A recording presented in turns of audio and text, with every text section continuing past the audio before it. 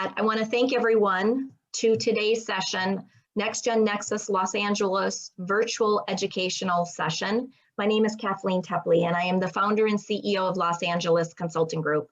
Today's presentation is titled, Create a Solid Talent Strategy for Your Family Business. Our goal in hosting these informative sessions is to bring you impactful topics and highly acclaimed speakers. Before we get started, here are a few housekeeping items.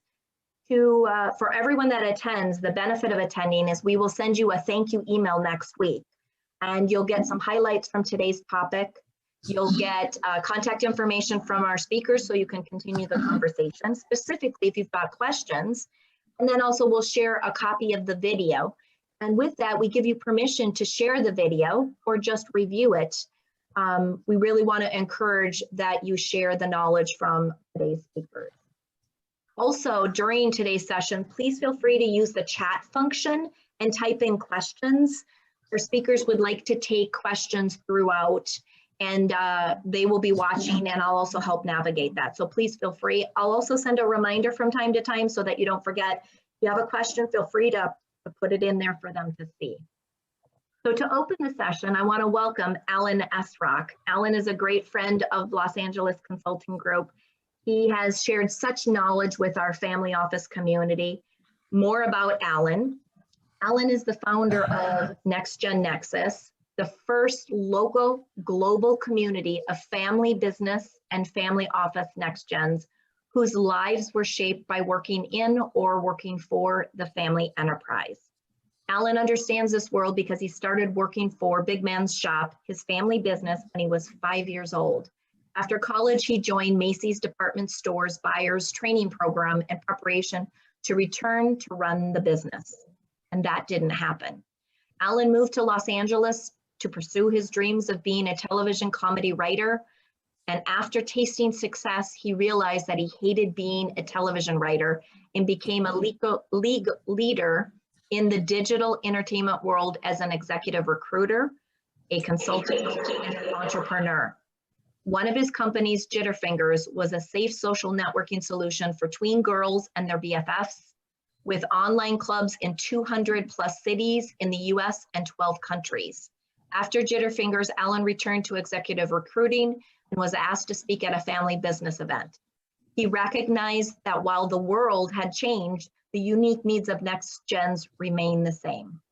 He started NextGen Nexus to create a community where NextGens could meet, learn, and grow from each other's experiences. It gives me great pleasure and an honor. I would like to turn over this event now to Alan. Thank you, Kathleen, and thank you to everyone for attending today's event. Patricia Angus, who's the managing director of Columbia's Family Business Program, that's Columbia the school, not Columbia the nation, recently wrote a Harvard Business Review article entitled, What Role Should a Family Business Play in Its Community?, which discusses the social contract between family businesses and their communities. And basically, this is the mission statement of NextGen Nexus. How do you create communities? How do you bring families together? How do you build this together? Well, we wanted to, besides NextGen Nexus, we wanted to build a program so that families, nonprofits, service providers could play a direct role in building this community together. After many discussions, many of them, we developed the Friends of NextGen Nexus LA program, and I'm proud to introduce Heath Goldman of Icon Wealth and Legacy Partners, who's leading this for NextGen Nexus. Heath serves as a financial architect and works with family CPAs, attorneys, insurance professionals, investment professionals, as well as their CFO, to help with the creation of a customized financial plan. It is my pleasure and honor to introduce Heath Goldman. Alan, thank you for that wonderful introduction. Kathleen, always great to see you. As you heard, Alan is the founder of this wonderful organization. I have been on his leadership committee for about the better part of 18 months, and I am thrilled to lead the Friends of program. The Friends of program are going to be the professionals like yourselves who are involved in our directory, who are involved in our programming, who are involved in our content. So if you have a strong desire to be a Friends of this organization without really knowing what that may mean at this particular point, go ahead and send me some an email offline. I will go ahead and put that in the chat section. We are going to have at this particular point 1 to 3 professionals in each category who are committed to bringing families to our content, to our webinars, to our in-person events, and so on and so forth. So it is a wonderful program. Obviously, this organization will be a global organization at some point, right now being launched here in Los Angeles. Like I said, I'm honored to be the Friends of chairperson, and would love to speak with you further if that is something that you're interested in. That is going to be, as I mentioned before, bringing people to the table, promoting our events, and in growing the family business and next gen community. So thank you for that wonderful introduction, and I look forward to seeing you at future events. Thank you, Heath. That was great. Okay, so I have a vision. I have a vision for the world and for LA. So when people think about LA, I want them to think about the Dodgers. I want them to think about Hollywood Bowl, and I want them to think about Next Gen Nexus LA. Forget the Clippers. It's about Next Gen Nexus LA. Now, some people might think this is a little grandiose, maybe, but truthfully, if we work together through Next Gen Nexus, through the Friends program, to enable family businesses to share their stories together and work together, we have a chance to create something really special. So I'm so excited about this program, and I'm so excited that Heath is leading it. So now, everyone, for the feature presentation is create a solid talent strategy for your family business with Carrie Ulrich, PhD, Kelly Gunther of Abarachi Group. And yes, it's Italian, and no, I'm not going to try it. Anyone who's dealt with families and companies know that human resource issues are just incredibly difficult to deal with.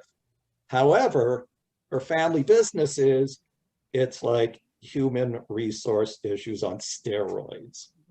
And that's because you have family and you have business. Now, if you're a manufacturer and your head of production has a drinking problem, well, you know what? That's a really bad thing, and you need to deal with it.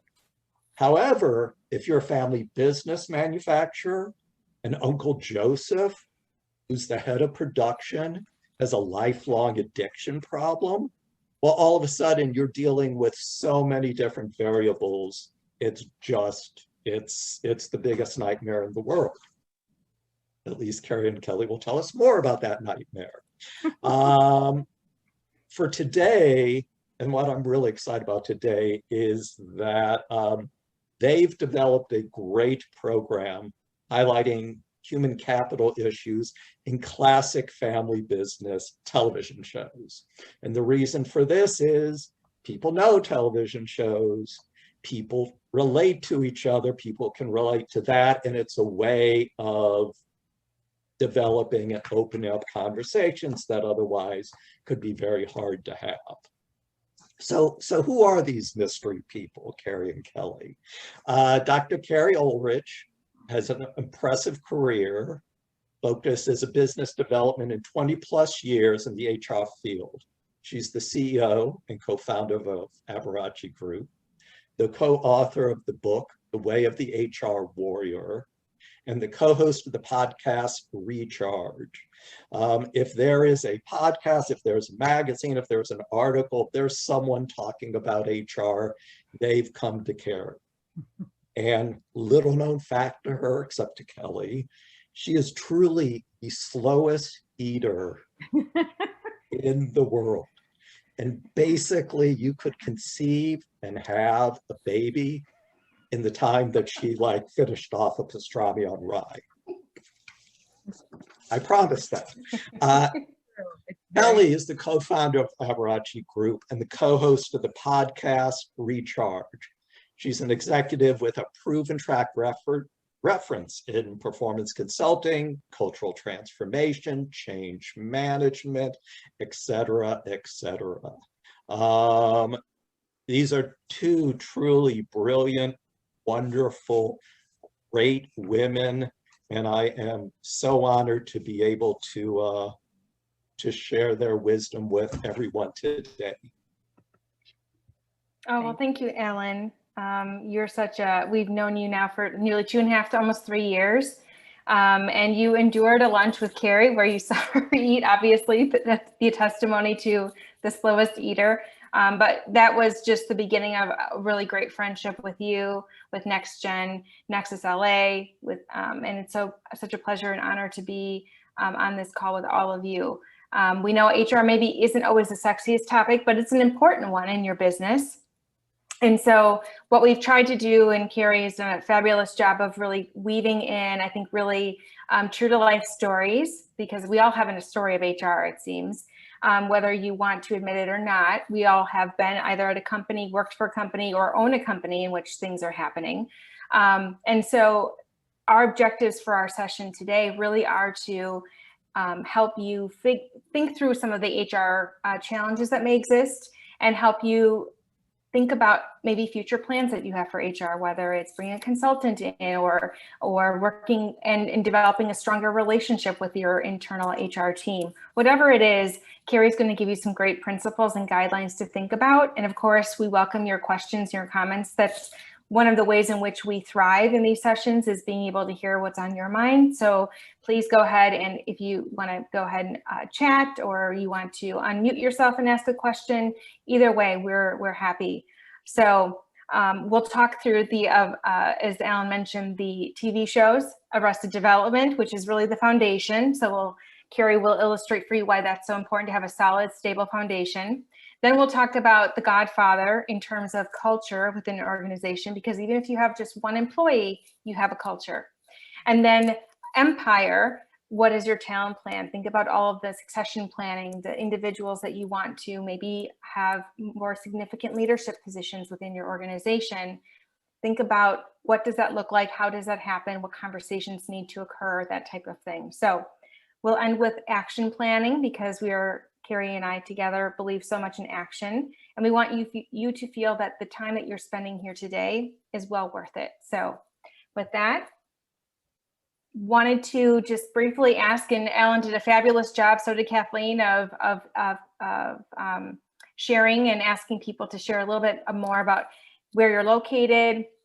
So if anyone would be willing to come off of mute, or even go ahead and type in the chat your name, your family business, what your role is within that business, and do you have a favorite? Do you have a favorite show? Arrested Development, Godfather, or Empire? Is there one that really just speaks to you, or that is very memorable for you? So would anyone feel comfortable to introduce themselves?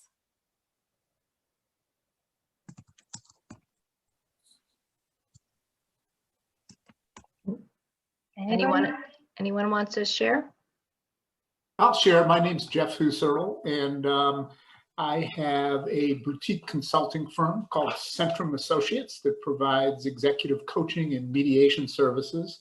And I'm not a big TV watcher, so I would say that of the list here, the Godfather movie is probably my favorite.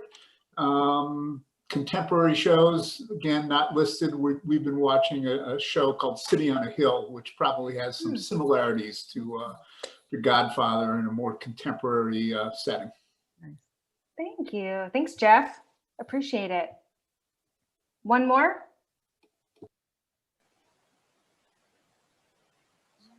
Okay. Hi, this is Richard Lutringer. I'm a family business mediator, chair of the Family Business Mediation Group at the FFI, and I'm in Palm Desert with office in New York City as well. My favorite restaurant, my favorite movie series in this area is called The Restaurant. It's about a Swedish family in several generations since and during World War II continuing to run a restaurant and the usual family conflicts all the way. So Thank you, Richard. Thank you. And Hey, as Carrie can I mentioned, double down on that, Kelly? Yes, please, please. That show is so good. The It is restaurant. so good. I've not heard of it. I have to, yeah. It's the best that we have 17 streaming channels, networks. I mean, our whole world is streaming, but we're actually spending $1.99 per episode to watch the show because it Wow. is so fantastic. And from a family business perspective, they just do an amazing job. So Richard, thank you for mentioning that because it's amazing. Great television, and it's must-see family business TV. Great. Love My it. name is Mark Landay. I manage my family's office, but I still maintain an operating role doing executive recruitment. I put my information in the chat. So I recruit C-suite executives for emerging growth companies, other family offices or family office portfolio companies. I'm also not too much of a TV person, but I think the Godfather and the Godfather series has great family stories and business stories, and refer to them among my business colleagues regularly as to some of the values and some of the business practices that were played throughout that series. Thank you so much, Mark, and appreciate it. And you're right. When it came to culture, it was easy to pick The Godfather as the show to really talk about in more detail. Thank you so much. And for more information and getting us through the foundation and talking through Arrested Development and how it matters, my pleasure to introduce you to Dr. Carrie Ulrich. Hey, everyone. I was just thinking, at least you get the restaurant out of this. If you get nothing more, like if you're like, this HR stuff is BS, I don't want to do it. Fine, but at least you got the restaurant. At least you know to watch the restaurant, and that alone is worth it. I really appreciate Alan for all the reasons Kelly said, and also that he pushed us to say, how could we make this a little more creative? HR, as Alan said, can be quite boring, quite not overly interesting unless you tell the stories, like Alan said, of the brother who is, or the relative who is now an alcoholic, who's running the plant. I might have worked in that environment, and it was the brother, and everyone knew, and he ran the plant, and no one knew what to do with him because he was the brother of the COO. So we have those issues. I'm not sure we can fix all those in this 90 minutes, because that is some deep stuff, but at least you have some wonderful mediators and coaches on this call that you can reach out to. But what we're going to talk about, and what's so much fun about what Alan pushed us to do, is let's make it kind of based on TVs or movies, is first of all, TVs and movies, no wonder they're in family business, because it's wonderfully dramatic. And I mean, who doesn't want to see the sister and the brother and the drama? I mean, those are great stories. They're wonderful stories.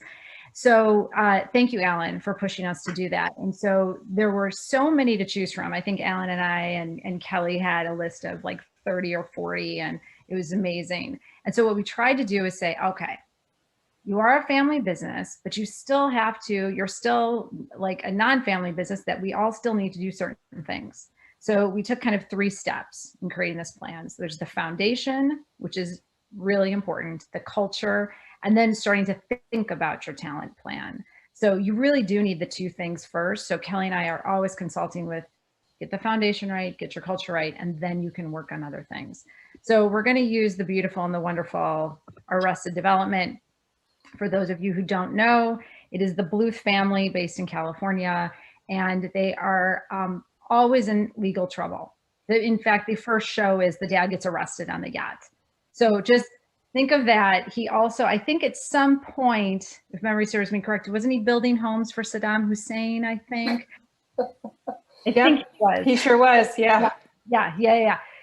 Always in trouble, hiding money in the walls of his business. Everything nefarious when it comes to legal problems they were doing. And so now he's turning over the company to his son, and hilarity and comedy ensues. So if you haven't seen that one, it is really funny. I feel like we should get a cut from like Netflix, Alan, like watch it on Netflix or whatever. Like we should get a cut for promoting all these. Okay, so what can we learn from the beautiful Bluth family? First of all, I hope you don't get in trouble like the Bluths and you're arrested on your yacht. I hope you're just having fun on your yacht. But they do have a lot of legal trouble. Now, some of it couldn't be avoided. So let's like take it down to like regular people, right? We're all not getting arrested on the yacht. We're not hiding money in the walls. If you are, you should probably talk to Heath and like figure that out so you're not hiding money in your walls anymore. But Kelly and I like to talk about the foundation. This is the most boring part of HR. It is what most people know and only know of HR. It is the workers' comp, the hiring, the posters that go up, the legal, I'm going to get sued for things. So while it's boring, it's really necessary because I don't want you going to jail, which you most likely won't go to jail, but you could pay a lot of money for it. So simple stuff like, is your pay stub correct? And guess what? If it's not, I worked at a firm where it was about quite a few millions of dollars in fines because of pay stub.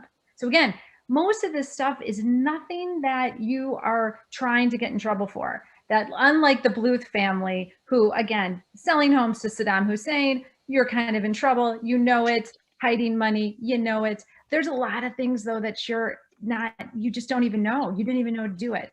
So we talk about avoiding legal trouble. We don't want you to get sued for, as what Kelly and I will say a lot is silly stuff.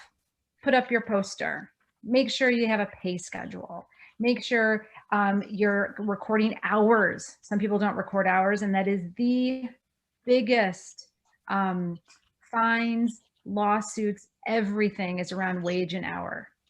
So if anything in the foundation part, you're like, which one should I focus on? Make sure you're paying people the right way and make sure you have non-exempt and exempt categorized the right way. Lawyers are brilliant in Southern California and Northern California, well, all in California, let's just say. They know what to look for. They know if someone comes to them and says, I was hurt, or I think I wasn't paid right or something. They're like, let me look. And they know everything about meal break periods and all that wonderful stuff. So please, you cannot do beautiful and big things with talent planning. You can't do anything like that if you are in legal trouble. If you have a PAGA claim against you, which is these giant kind of lawsuits now, you can't do anything. So we want you not to be the Bluth family. I don't want you like running from the law. I think he hid in the attic for a while. He also had his twin. This is a wonderful family business drama. You have a twin, and then your twin can take your place when you're going to jail. That's also, if you would like that as an option, that's a good thing. Get your twin to go to jail for you. These are wonderful things that the Bluth family did. I don't want it for you. So I want you to avoid legal trouble. This is, we usually say it this way: documentation, documentation, documentation. We might have just had a client say, well, but I told them not to do it. And I went, did you write it down? And he said, no. And then I said, then it doesn't exist. So you might have the best intentions. You might I could look at Alan and say, we got this right. And we have an oral agreement. I don't care. Write it down, write it down, write it down. Document, document, document, document. And have that solid foundation. This is what you need. And this is what we can learn from the Bluths, because they didn't have any of it. And I think in the end, the banana stand, like, burned down and their money was in it. And I don't want that to happen to you. So what can you do? Like Kelly said, we're all about action. We're all about action. And so one of the first things you should do is have that solid employee handbook. And again, you might be like, oh, Carrie, why? But there's actually quite a few strategic decisions you have to make with a handbook. You have to think how you're doing vacation, how you're doing your sick time. And you would think, well, I have to give sick time. Well, how do you give it? Do you give it at the beginning of the year? Do you do it by hour? And there's some pros and cons to both depending on your business. So you want that employee handbook, which is fun for family businesses because a lot of handbooks say that we don't employ relatives or they can't report through the chain of command. So it'll be fun with your family business on that section of employment of relatives. But again, you have to think about it, right? Yeah, we can employ relatives, but are we going to block the direct chain? Maybe we will, maybe we won't. I don't know. How are we going to handle benefits and holidays? All these, there are some strategic decisions that happen in the employee handbook that if you do that, guess what? you have a set foundation and you can go back to it. So when some slightly crazy things happen, you have a document that you can go back to and say, you know what, this is what we said, and this is how we're going to manage it. Once you have that, you then can create some processes for your core HR. So again, this is all about writing it down.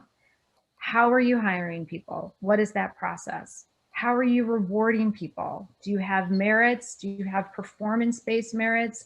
Do you have performance discussions? Do you have check-ins? How do you benchmark? So the more you write things down, the more you can document them, your life is so much easier. So we were talking to one of our clients and they were talking about lawsuit. And for those of you who haven't had a lawsuit, mazel, good for you. I'm so happy. For those of you who had to write checks, which we've done, where you're like, I'm right, but I don't want to be deposed and I don't want to do all that. We get it. You just write it and you go away. And we're like, we're so sorry you had to write a check. He's like, yeah, but I documented. And so my check was much less. So this doesn't stop people from suing. This doesn't stop all that, but it will make your lives so much more pleasant because you don't have to spend, right, 20 hours being deposed and saying, and the lawyer says, do you have any of that written down? And you're like, but no, I told him he was really bad at work, or I told him not to steal anymore. I told him to clock in. Doesn't matter. So it will at least lessen the pain. It won't make it all go away though for you. So I just have to put that caveat out there. So anything you can write down around those core processes is incredibly important and will help you. And then the one thing too is take the problems seriously. Don't ignore them. So I think one thing that Kelly and I always tell our managers is, if there is a problem, please don't delay with it.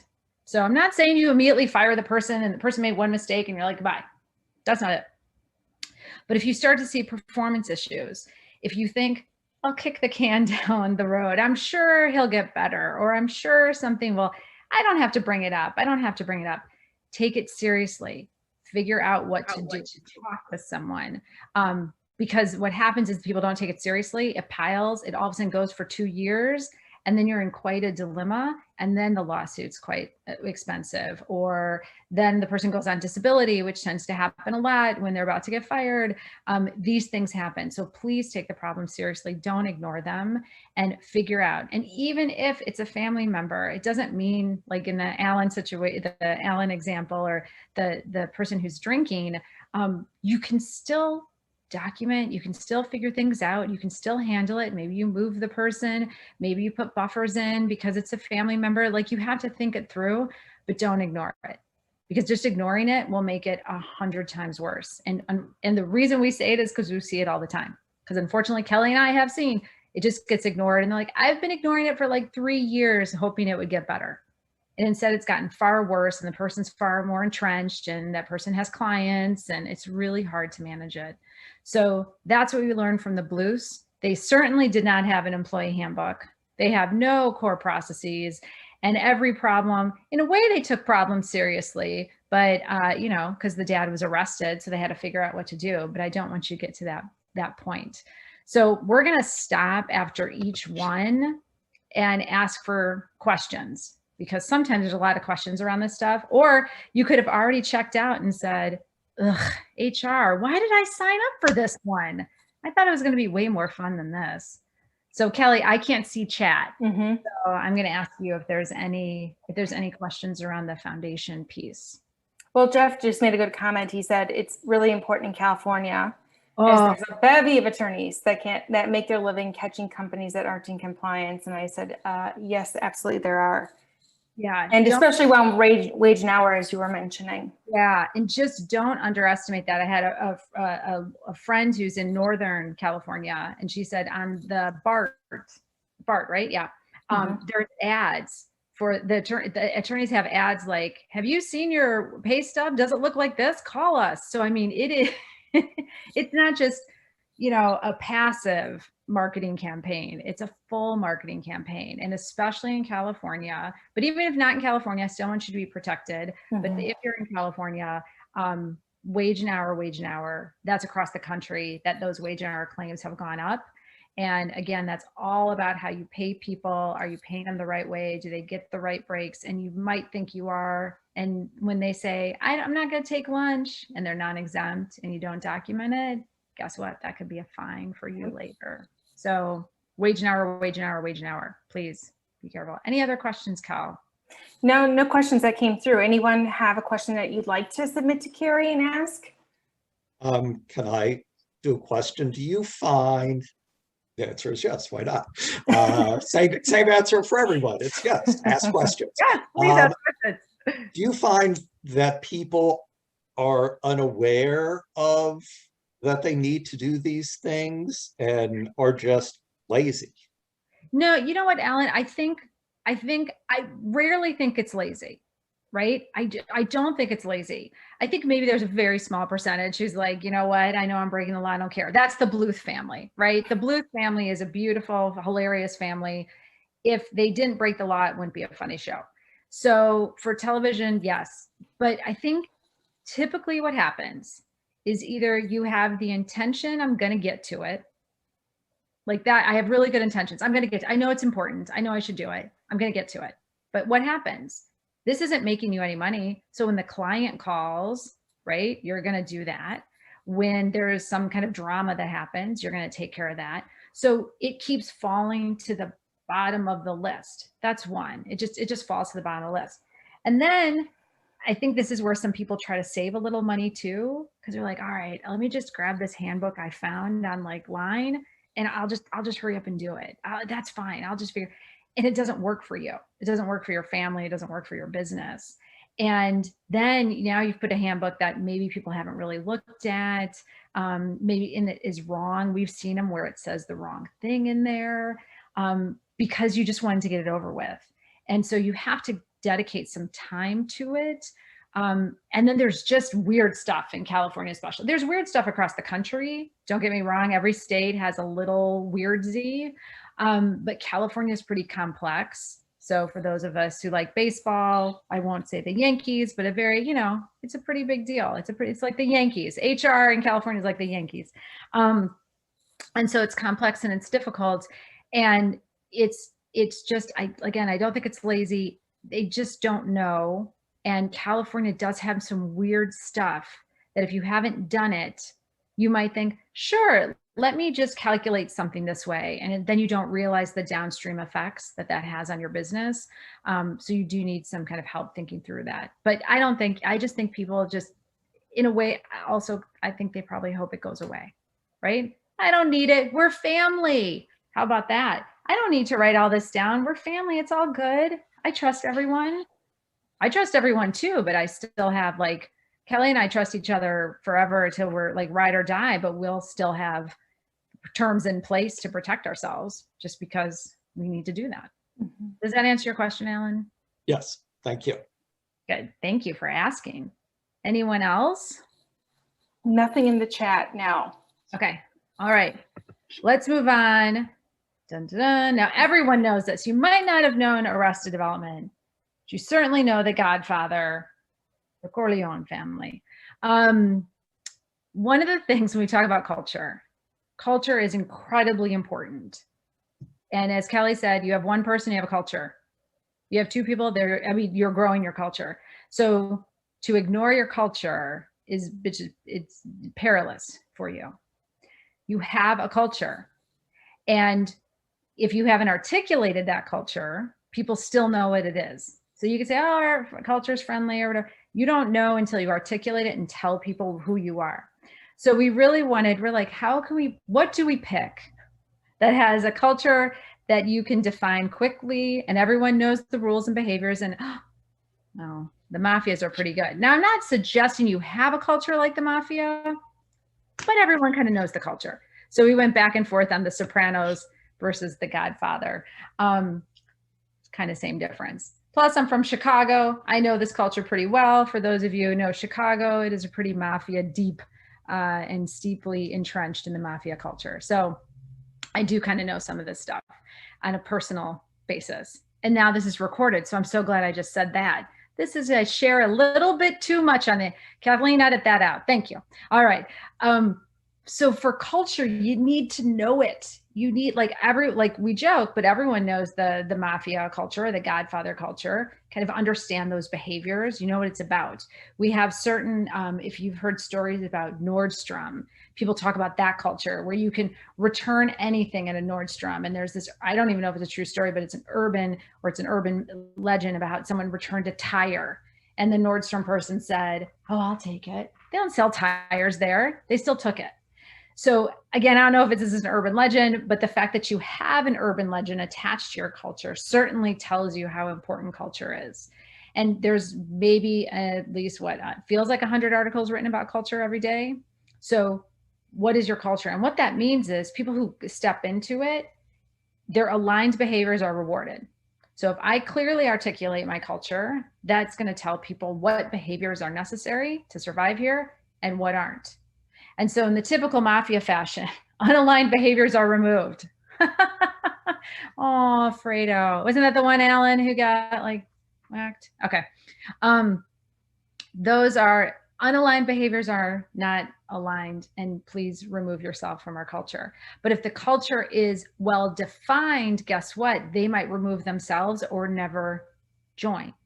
And that's why it was so easy to pick a mafioso, because look at the Corleone family. It is very clear on how you should act, where your priorities are, how you make decisions. That's what's so great about a very defined culture. It helps you make decisions. So if family's first and you protect above all the family and you do not snitch on the family, that's pretty obvious. So that's their culture. So cultures like, if you've ever read anything about the Zappos culture, where they have during their orientation, they used to do it, I'm not sure if they still do it, I think they do, where if you don't align to their culture during orientation, guess what? They'll give you money and you can leave, because it's that important. If you find that you don't want to be a part of that culture, that's okay. We're adults, that's fine.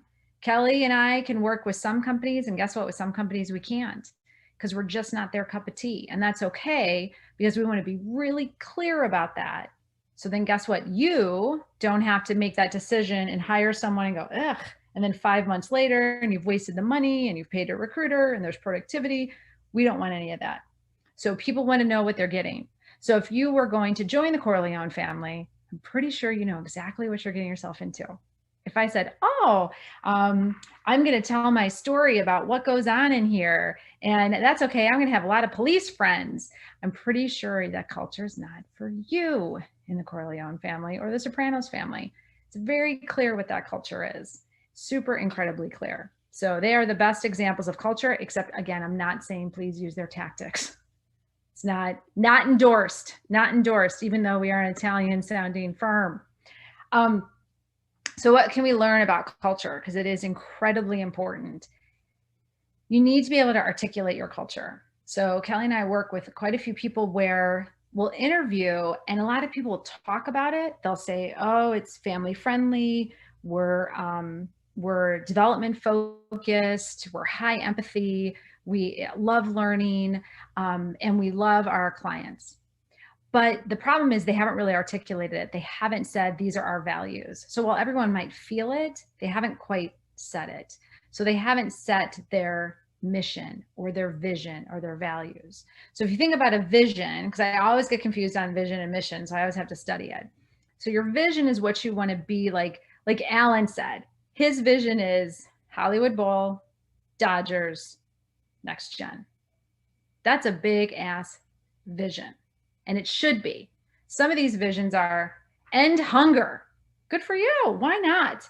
This is where you should aim so high and hook people. So now if I want to be a part of next gen, I know, well, he's swinging for the rafters. No, I don't know, Alan, I might have mixed up a sports metaphor for that, but you're swinging for it, right? And absolutely.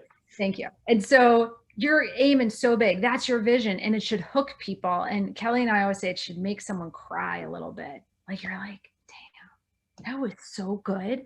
I want to work there. This is why my family is in this business, because we're changing the world. Isn't that awesome? And then you drop it down just a little bit to your mission, and you talk about kind of how you're going to get there. So Alan says everyone's going to know it, right? And no one's going to know the Clippers because no one cares, Alan, about the Clippers. Aim higher better than the Clippers. But then the mission's kind of how we're going to get there. So it's a little bit the who, what, where, why, how, and when, the 5 W's and the H, right? It's now getting to a little more nitty gritty. And then those values are all those wonderful behaviors that are going to get you there. So if I'm, again, working in the Corleone family, being level-headed, not sharing secrets, not being sloppy with my words and sharing too much with people, these are some of the values that are not going to be aligned, right? And I have to articulate that. So the values, you'll hear a lot about integrity. Okay, yeah, everyone has to do integrity. Okay, fine. But what else do you have? We're learning. We're always continuous improvement. We're customer focused. Yes, we're family oriented, but there's much more that we do than just that. And so those are those values and those behaviors. They're telling the world who you are. You want a story like Nordstrom. You want that urban legend about the tire. You want to hear about Zappos. You want to know the culture. There's also really not so nice cultures. You talk about Uber's culture, you hear about these, and it can damage your brand. And that's what we don't want either. So articulate your culture, work on your mission and your vision and your values. This tells the employees in the world who you are. So then when you hire, look how much easier that is. Because now I already know about you. So now I don't even have to wonder, is this a good match? I don't know anything, Maybe I'm ridiculously gregarious and I want to hang out with people all the time. And then I find out your entire culture is just, we're heads down, we're scientists. We don't connect with people because we're doing research and we're in a think tank. If I only knew that right on your website, I would have known that. Kelly and I were very intentional about our website for a few reasons. One, it helps us articulate what's important to us, but we also want it as a filter. So if clients look at it and say, I don't appreciate that they said BS on their website. That's fine. You probably shouldn't work with us. And there's other people who go, I love that they said that. I want to work with those too. Great. So not only does it help employees and kind of figure out what behavior should be aligned, but it helps you as a business figure out how to make decisions. So a good example was I was listening to this company. It's out of France. It's called, I think it's F5. And they were trying to figure out COVID and travel and what they're going to do. And one of their values, their top values, is people focused. And I know a lot of people say that. People are people focused. They really meant it. And they're like, that's our first decision filter. And so what are we going to do that is in the best interest of the people of this organization? So it's a decision filter. So they used that first, made the decision, and then moved down the rest of the values to figure out, to make sure it was aligned. Because if you have no values, if you don't know what you're doing, then every decision point is kind of like, well, I don't know what to do in the future. I don't know what to do. What's important to me? What's my priority? So we all have priorities in our life and our values that helps us make decisions. It's the same thing for your family business. So culture is really important. So now I have the foundation. So I'm not going to jail like the Blues. I have a culture that everyone knows across the world, like the Godfather, because everyone knows the Corleone family. And so then we're going to get to the next part.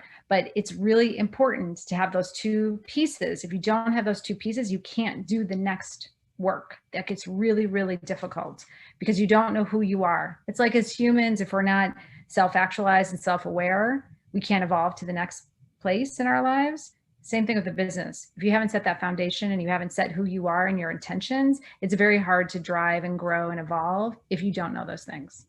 So I'll pause there. That is a lot. You might be just watching The Godfather right now. I don't know. You're like, damn, I got to watch that show again. It's a good culture. Cal, what questions do we have on culture? One of my favorite topics, by the way. No questions came through, although Jeff again mentioned his favorite quote on culture is "Culture eats strategy for lunch." I do love that one. Thank you, Jeff. It's so important because you can have the best, every company has a strategy, right? What's the difference? It's the people who are doing it that get you there. So how many restaurants are there? How many driving companies, right? How many toothpaste can you buy? And so everyone kind of has a relative, you can't come up with a brand new strategy. I mean, sometimes people do, but You're still trying to make money. You're trying to figure it out. You're trying to create a new product. It's the people that will make it so much different for you. So culture, culture, culture, but it's one of those things that gets ignored a lot too, right? I don't take the time to understand it. I don't take the time to articulate it. What's really hard too is shifting that culture then. And so I had this culture and it was really good for us when we were small, because that's what happens with a lot of these companies, a lot of family businesses, right? You start and you're small and then you grow and grow. And that culture tends to shift a bit. What you need and those values, some of them might stay the same, but you might need more specialized people. You might need more international people. So things shift and transform. And that's also a hard thing to do, is to focus that much on a culture and shift it as well. Go ahead, Cal. There's a question from Richard. It's kind of piggybacks off what you were just talking about. Can you discuss generational conflicts about culture? Because those never happen, right, Richard? They never happen. Never, Richard. I don't know what you're talking about here. And it's not that we just invented it either, right? Because I swear I've been in the business long enough to hear all the generations say the exact same thing about the generations below them. It's hilarious. They don't understand. They don't work as hard. Boomers say about X. X now says about millennial. Millennial will say about the Zs, I think is next, right? You hear the same kind of complaining sometimes, which is fascinating to me. But I think what's interesting is there are some of those generational differences that are pushing hard. So let's take a relatively easy one, is the millennials and the Zs who are really pushing on this remote work. So you see this culture of, what if I had this culture of we're so connected and we see each other all the time and we talk and we love each other, and that the way we do that is because we're close. And now all of a sudden, guess what? I have to be digital or electronic. I'm through Zoom all the time. And there's people, I was just listening to a talk today actually, and it was with Zillow. So we all know that wonderful, look up your home and then get depressed that it's not worth as much as the one next door, whatever app, whatever you're looking at. And they were talking about how hard it was for their generation of, a lot of the executives were 40s and 50s, and how the shift to remote work and work anywhere, because they've moved to a work anywhere, not work from home, work anywhere within the United States. And how the executives had such a harder time with it because they're of the age group that is used to seeing you and used to being close to you. And I manage because I see you, and I manage because we sit next to each other, and I manage you and I develop you. And now all of a sudden I have to do it over Zoom. And the millennials and the Zs were like, that's fine, we can do it. You can do it over online. And so the whole way that work is now shifting. I don't know if you've seen some of the stats on school-aged kids who are like, I think in LA alone, it was what, 50% of them were like, I'd rather stay at home. I get it. I'd rather be online. So you talk about that generation, not only COVID is now shifting the entire way your culture is going to do work. So maybe you didn't want to have that shift in your culture, but you do now. And now you have to figure it out. So there are quite a few generational differences like that. But at the end of the day, each person kind of wants to be heard. They want to understand. They want to be heard from their manager. They want to be cared for by their manager.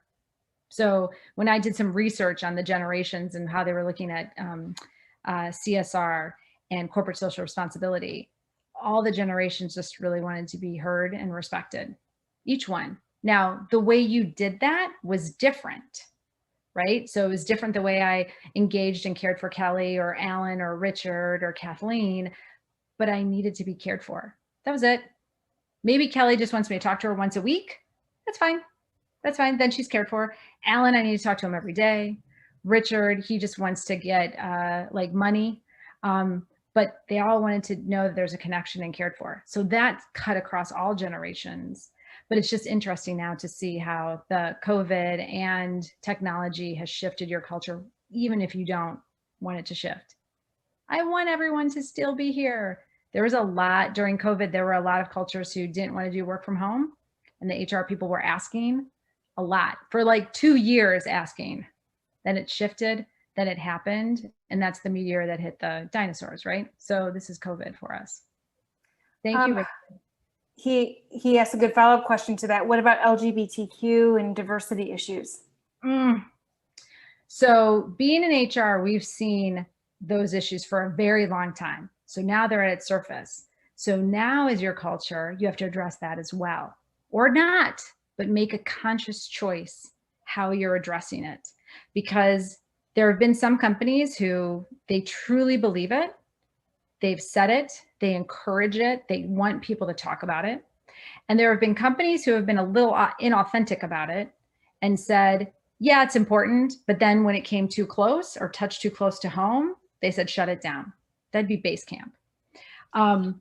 If you don't want to talk about it, don't talk about it. That's part of your culture, right? Know though, there's consequences of that. There might be some people who don't want to join your culture because you don't talk about it or because you don't have a DEI council or anything like that. That's your choice on a culture. But if you do, be authentic and honest about it and really embrace it. Because if you don't, what happens is then people will start talking about it and going, yeah, let's talk about inequity in pay, or I want to have a diversity group, or let's talk about systemic racism. And then you go, oh, I don't want to do it. Then you become base camp, and the blow up is far worse than that, than if you're consistent. So we were just talking to someone the other day about consistency as a manager. Guess what people love? Consistency. Even if you're a consistent ass, they at least know you're consistently an ass. That's fine. If you're consistently a great person, they're like consistent. What people hate and what employees can't stand is the inconsistency. So if I'm on a Monday, I'm so lovely to Kelly and I tell her how wonderful she is and I love working with her. But then on Tuesday, I'm a horrible person to her and I'm like, oh, this work sucks. Kelly has no idea how to come into work anymore. She has no idea. Is Carrie going to be great? Is she not? It's inconsistency that kills my relationship with Kelly, but also kills the culture. So be like, is it BlackRock, the financial, I think they're BlackRock, right? I've heard quite a bit about their culture and cameras. They encourage people after you give a presentation, you have to send feedback to the person saying like 5 ways they pretty much suck and what they could do better. That's their culture though. They are very crystal clear on it, crystal clear. So if I want to join that, great. If I don't though, that's fine. But be clear on your diversity and equity and inclusion and be sure that it's authentic and you actually mean it because people are really good about seeing through bullshit. You sometimes don't think they will be, but employees are brilliant at it and they'll know that you don't mean it. I hope that helps, Richard. Kara, I think it's also interesting when you think about family businesses and consistency, because it's just not, once again, a work environment. It's you have mom in, or you're mad because the kid threw up and all that type of stuff. So every time you think about consistency, it's just so much more difficult to do because you're bringing family business. It's very difficult not to bring family business issues into the business because it's family. So I think that's something families really have to try to figure out, how to, even if they're crazed with each other, how that doesn't seep into the company culture. Yeah, it's such a good point, Alan, because first of all, you're right. Family business adds a layer of complexity to everything. So it's just a blanket of complexity. And I think, but how do you articulate, how are we going to manage that? So we work with a family business and you would never know their sisters. Like you just wouldn't know it. You just would not know their sister. They must have fights. They must.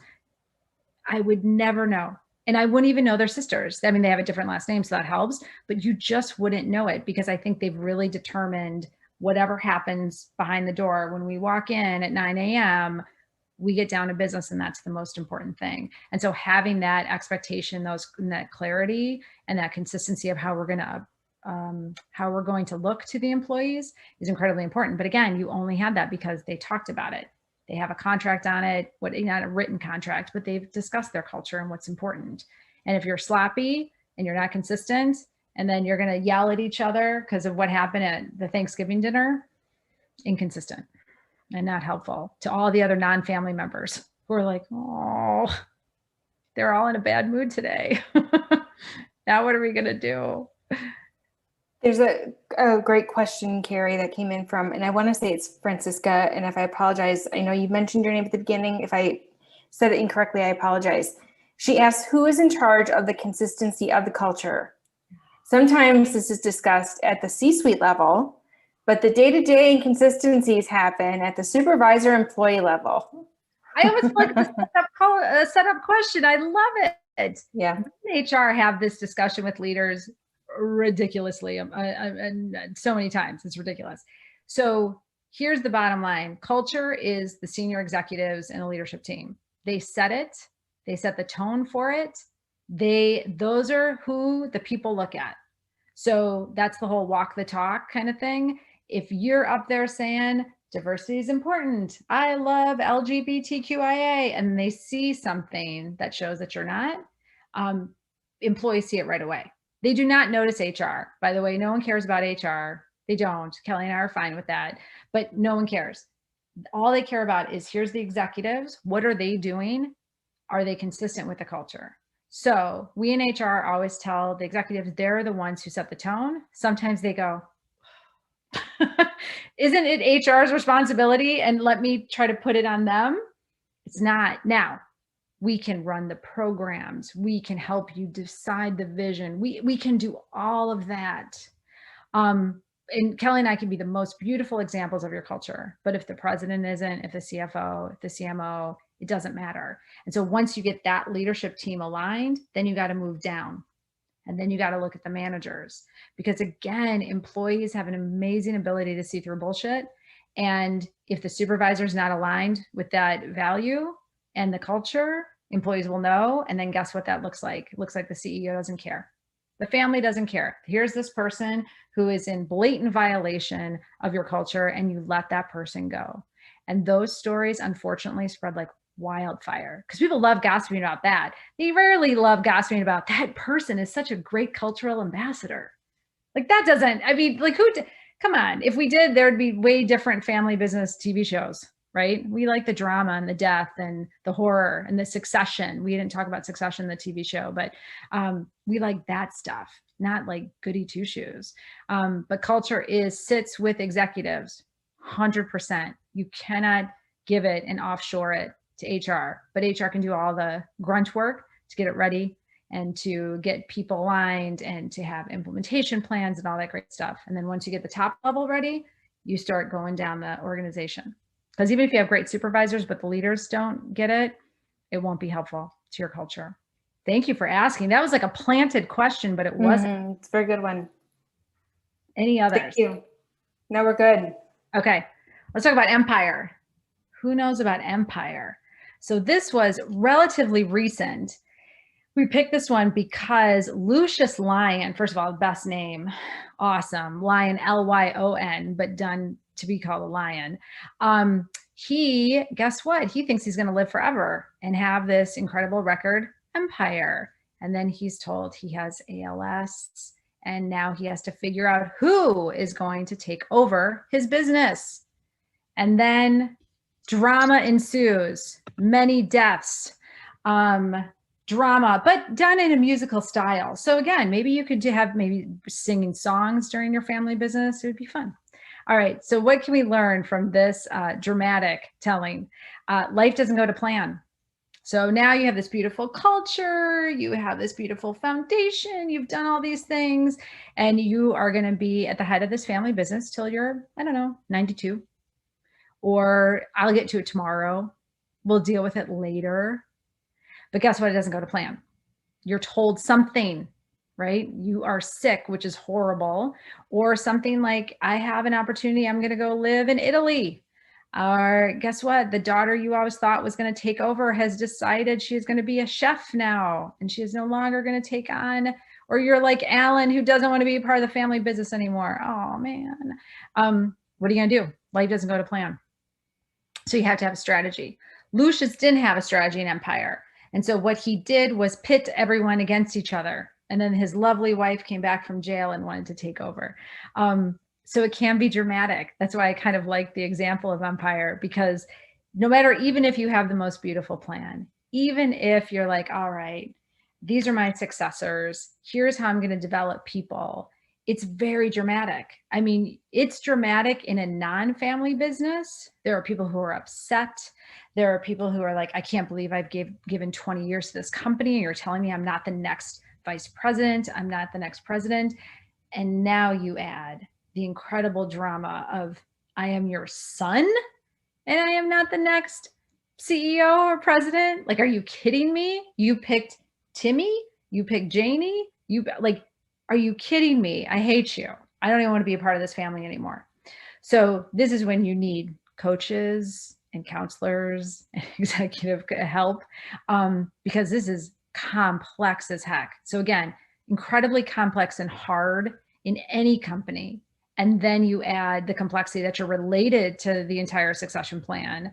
Holy smoke. So this would be like a 10-hour part series, Alan, and it'd have to be individual by individual to talk about it, because it's all psychology, right? So I'm going to at least try to give you the bones of it, but please know, I certainly know how hard this is and how painful. And for those of you, you know the stats that, what is it, like 20 to 30% drop in revenues when you give it to a family member, a child. If less they have an MBA, then that bumps it up a little bit, but it's hard to go the continual generations. And also you could have really great talent who's been there, who's not family, and that they might leave because they don't get to be a leader in the business. So again, how do you clarify that to people and having this talent plan? But again, I don't want you to be like the Lions, deaths involved, people thrown down the stairs. I don't want it to be that dramatic for you. I don't. But it feels like it. That's the thing. It does feel like it. And I'm sure someone wanted to throw someone down the stairs at some point during your talent plan. There's no way they didn't. But please don't, because then we're all the way go back to you're in jail now. And I don't want that. I don't want you in a cycle of going to jail. So what can you do? What can we learn from Lucius? He didn't have, well, first of all, he thought his legacy was forever. So what is your legacy? What do you want? And this is a really hard exercise. This is an exercise that when you're on your, this is really it. When you're on your deathbed, what do you want to be known as? What did you want to make an impact for? What is it? What do you want them to say at your funeral? And maybe it is, this company must go to a family member, or maybe it's not. I don't know, but you got to think about that. Maybe I want to work till I'm 80. Maybe I don't. So what do you want to be known for? What's your legacy? That helps you then figure out what you want in the future. Is it necessary for you to give it to a child? Maybe you said, you know what, no one wants it, and I got to rethink this. Is this my dream or is it their dream? This is, again, why it's so complex. And even in non-family businesses, I've worked with executives where they're like, she's going to be the best vice president. And I talked to her and she's like, I don't ever want to be vice president. Please don't make me vice president. I don't want to be it. Now, she wasn't his daughter. He felt like she was his daughter. Like they had that kind of relationship, and he was devastated. So imagine, again, it's his real daughter, it's his biological daughter. And she's like, I don't want to be a part of it. And he was so devastated. So you have to define what's important to you. You have to think about, okay, what do I need? What is it important to give it to the family, and who, and why am I doing it this way? Am I giving it to the first son just because I think it's the right thing to do? Kelly got into a pretty big argument with someone who was just going to give it to a first son and ignore the daughter. And so that was a fun argument to witness. I like that one. So now you've kind of figured out who you are and what you want. Now you have to look at your current talent. And this is where you really have to think about, okay, I know my culture, I know what's important, and now what skills are important, and what do I do that this person needs to be? So I have amazing community relation skills, I have good sales skills, I have good financial acumen. This person also needs to be able to understand the complexities of cryptocurrency. I'm making stuff up. But what are those skill sets that that person needs in order to become this role? And maybe not you, you're going to take yourself out of it a little bit, but as the president, CEO, what does this person need to be like? What are the skills that this person needs? This is really tough work. I am not trying to I just want, this is like, it's so nice to see 4 steps because you're like, oh, that was like, check, check, check. I'll do it this afternoon. No, this is really hard for most companies to do. They struggle a lot, not only because it's thoughtful work, but it is not urgent work, meaning it doesn't feel like, oh my God, we got to go sell. And that's more urgent. And this gets, again, pushed down until there's, oh my God, someone's sick or someone doesn't want to take over or something like that. So it's, again, it's like insurance. Think of it that way. You need it. You got to plan for it. If you don't have it, you're really screwed. So you got to analyze what you need. And then you look at your talent and you go, okay, well, here's what I need. Here's my talent. Here's Carrie. She checks like 3 of the boxes. She's got a lot of gaps. I'm a little concerned. I'm not sure she's going to be able to do this. So now, is Carrie still right? Or can I develop her? And here's like a 5-year plan, because succession planning is, we used to do, are you ready now? Are you ready in like 1 to 3 years? Or are you ready 3 to 5 years? So this is a long-term plan. You can look at someone and say, I think they're ready in 10 years. And these are all the things I'm going to do for them. And we're going to develop them. And then this is when then you start crying when they quit, like with 1 year left of the plan. They're like, no, I don't want to do it. You're like, no, we've been working with you for 9 years. So again, you have a couple people, right? Because you never know what's going to happen. And you have to make a plan then to address all those gaps. So you can see why, again, this falls to the bottom of the list, but is so important, because I don't want you to be like Lucius Lyon and like bullets flying and you're sick and you're making bad choices because you're ill and you're desperate and you don't know what to do. So this is a really thoughtful plan, but it can only happen when you know your culture, you know what the role needs, and you really understand your talent. Then you can find gaps and make plans to address those gaps. But it's really tough work. Really hard work. Get people to help you, get your coaches, get people to really think about what you need and how to make it. Because this is probably one of the toughest things, because like Alan said, it's so complex, and these are your children or your brothers and sisters that you're going to have to tell one of them or 5 of them that the role is not for you, because only one person gets it. It's not a community effort. So one person gets it. So Kel, what questions do we have on the beautiful world of talent planning? Mark made a comment on stressing the difference between important versus urgent. Yes. And really recognizing that there are certain important things that you shouldn't delay because you want to be in control of it before it controls you, of course.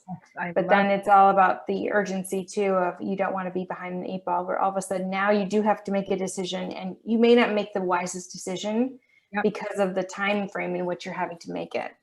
That's so wonderful, because this is incredibly important, incredibly important, but it will never feel urgent except for one day when you leave or something happens, right? So all this work, that's why I keep thinking it's like insurance. It's like you pay in all this insurance to pay for the one car accident you get into or something, but you've been paying for 10 years.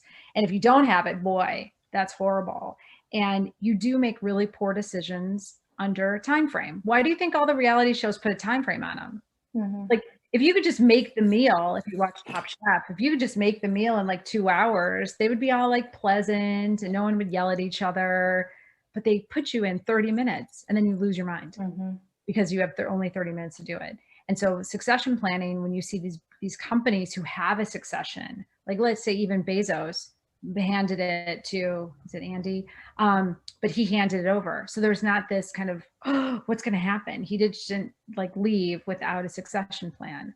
So you need to think about talent planning, but I love it's important, but it will never feel that urgent until it is urgent. And then if you don't have it, you're in trouble.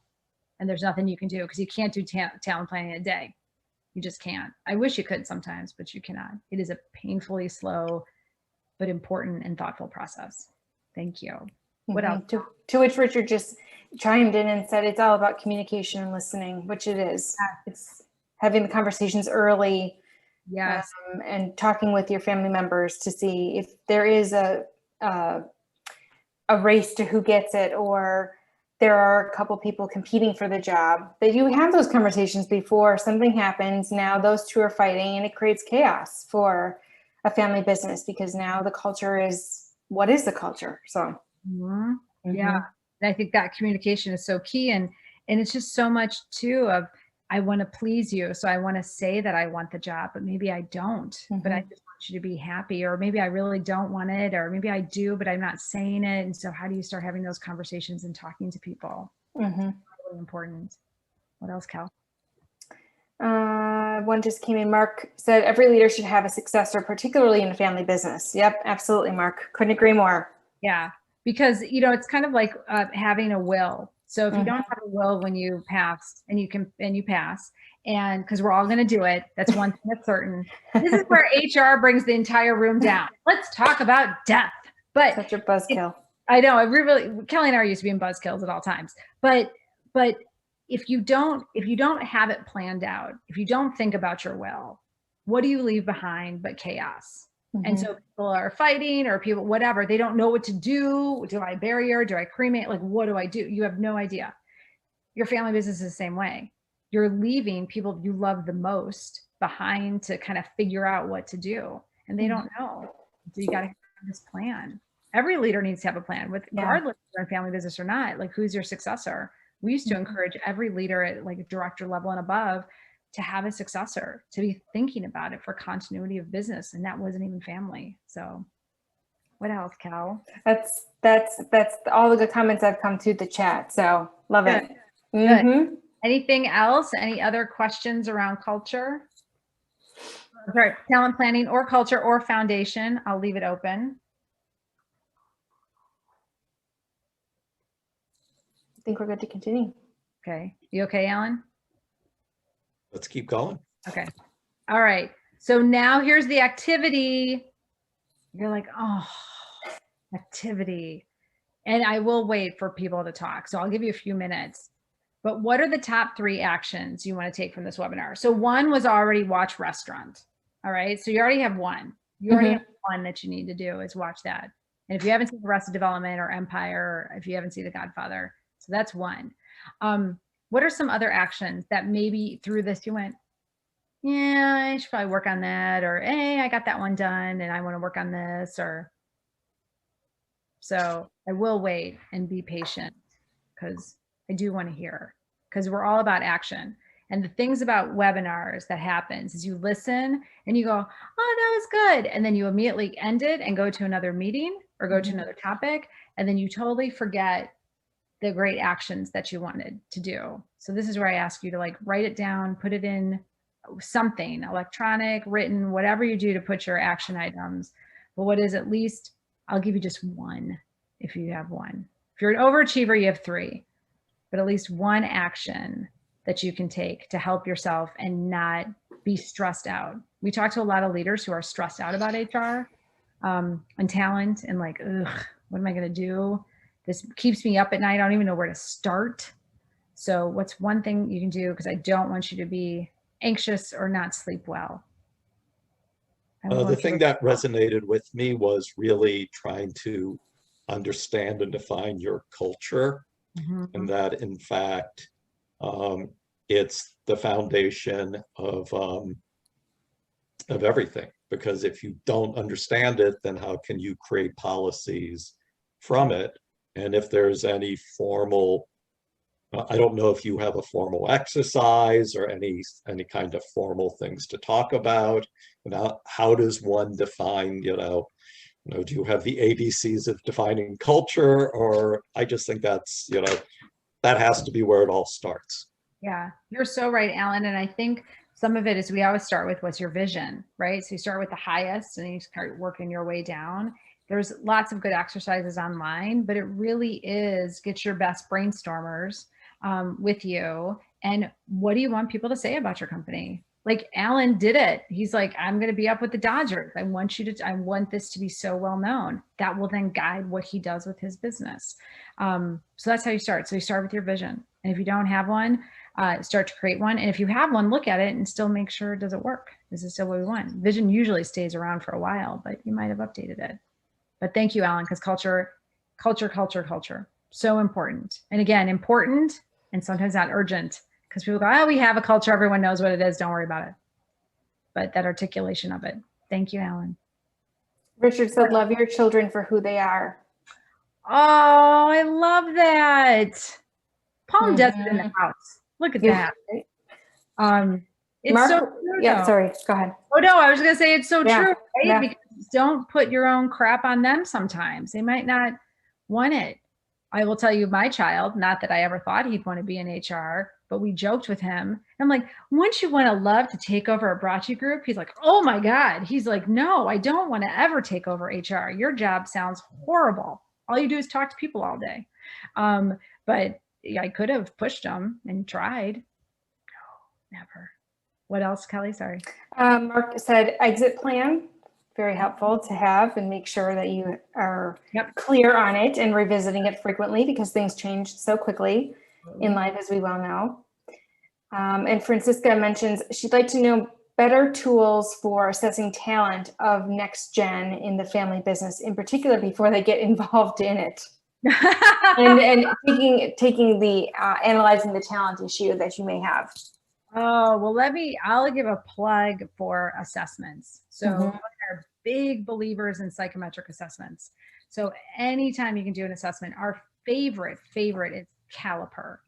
So Caliper, just like it sounds. They're based out of Jersey and have been around since like the 1950s. And maybe Cal, if you want to put it in the chat. I'm going to. I'm doing that right now. Yeah, I could tell. I'm like, she leaned in. She doesn't fit in there. The reason we love that one is it has a cognitive component and a personality component. And we talk with a lot of people about, does your profile, your traits match what you want in life? And sometimes it does and sometimes it doesn't.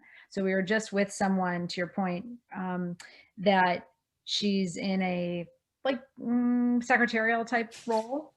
And she's supposed to be super thorough and super detailed and very gregarious. And the manager's like, she's horrible. Like, what? I don't even understand like why she can't be smart or anything. And on this assessment showed that she's pretty much a STEM focused math genius, but has no attention to detail. She is so bananas in the wrong job. All she wants to do is be in a think tank and figure out how to like fix bridges and rockets. She is supposed to be a front-facing kind of receptionist. Disaster. And instead of letting that go on for years of saying, why you're horrible, what's going on, if you just did an assessment, you would have seen, oh my goodness, this is not right. You're in the wrong place, honey. There's trouble. You got to go somewhere else. And so I think the earlier you can do these assessments, the better off people are to have the language describe what excites them, what they want to do, because sometimes you just fall into it and you can't articulate it. So the more assessments you can do, the more you can analyze talent from that. You get like 360 assessments. You need data to analyze talent. Even if you know this person because they're your child or your brother, you don't know this person. Get more data. 360 psychometric assessment. Go have them work somewhere else and then come back in, right? Get different points of data, get that input to help you assess, because it's incredibly important to assess the talent. Then it gives you a different language. It gives you a more neutral language to talk versus, I know you because I grew up with you. Instead, like, here is some data that tell you what you're really good at. And now I don't know if that's going to work here, or maybe it will and it's a perfect fit. What else you got, Cal?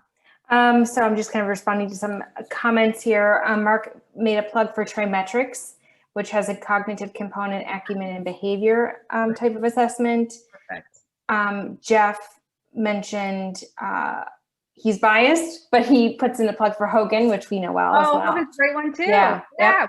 Listen, there's so many. You just find one that you like. Yes. Use it.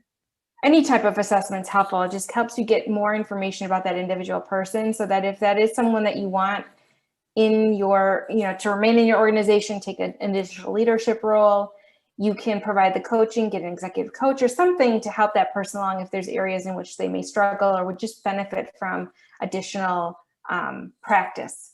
Yeah. Okay, what are some more actions that someone, we have about like a minute left. So you can hopefully have one more person reply and then you don't have to. That's the way you wait this out. Anyone else have a favorite assessment or anything? Mark, thank you for putting your LinkedIn profile. That's a great idea. So we can stay connected. What are any other actions from this webinar that you're like, all right, I need to write it down. I want to take it, because remember, it's going to be important, but not urgent. So as soon as you get off this webinar, you'll have 5 urgent things to deal with. Yeah, it doesn't have to be like a really behemoth type goal either, or action. It can be something relatively simple, but something that you'll do. All right, I'll just pause a little bit more. I got one more person. Come on now. You can do it. There's only 5 minutes left. One more person. I used to teach mediation, and the hardest part for the mediators would they would have to sit in silence as the 2 parties would just stare at each other. And the mediator always wanted to say something, and we would go, no. So ladies, what about a final takeaway? The audience has really learned a lot from today's conversation. So thinking about what you've shared today, what is one takeaway that you think they should think about stepping away from this conversation? Thank you, Kathleen. So ready? This is the boring one, and why no one wants to talk about infrastructure. Start with your foundation. Boring as hell, but please, if there's one thing that you take away from today, is I want a talent plan. I want it. It's important. It's not urgent yet, but it's super important. Work on your foundation and work on your culture. You do those 2 things, the talent plan will be much easier.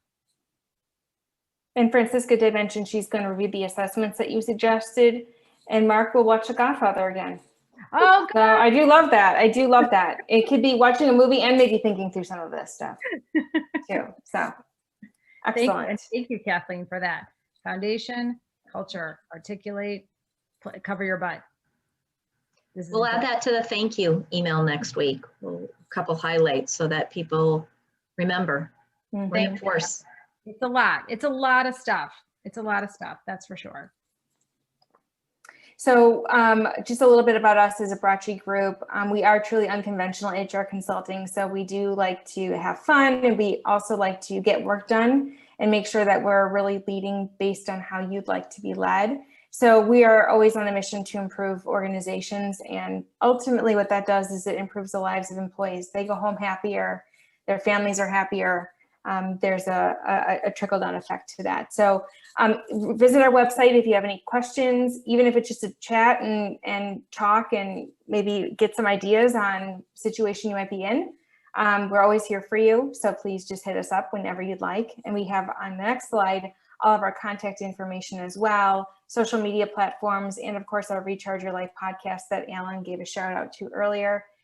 If you're interested in being a guest, we'd love to hear from you, so feel free. I'm sure a lot of you have some great stories you'd like to share. So it's a non-HR podcast, so it is that, I think that might appeal to many of you, number one. But number 2, it's all about a decision you made that changed the trajectory of your life. So what is something that you did that really changed your life, you know, for the better, the worse, whatever. But we're always interested, and we've had some great stories. We have about 30 episodes now on your favorite podcast directory. So feel free to listen. And if you're interested in being a guest, feel free to let us know. We'd love to hear from you. Thank you both. So empowering, so inspirational, a lot of information. But before we close out today's event, I want to thank you both for being here. Alan, for pulling this together and making sure our community has this information that we need. What we'll be doing, as I promised, is sending a thank you email next week with a copy of this video session. We will also include the contact information for both Carrie and Kelly. So if you'd like to contact them with some of these handles. And then if you want to speak on their podcast, reach out to them directly. And then last but not least, if you want more information about NextGen Nexus and or Friends of NextGen LA, we'll have Heath Goldman one of our leadership committee members and chair for this initiative, on the thank you email, so you can just click and email him and ask questions about it. So with that, on behalf of Los Angeles Consulting Group and NextGen Nexus, we want to thank you for participating in today's event. Please be kind to one another. My name is Kathleen Tepley, and we appreciate you. Thank you for being here. Bye for now. Bye, everyone.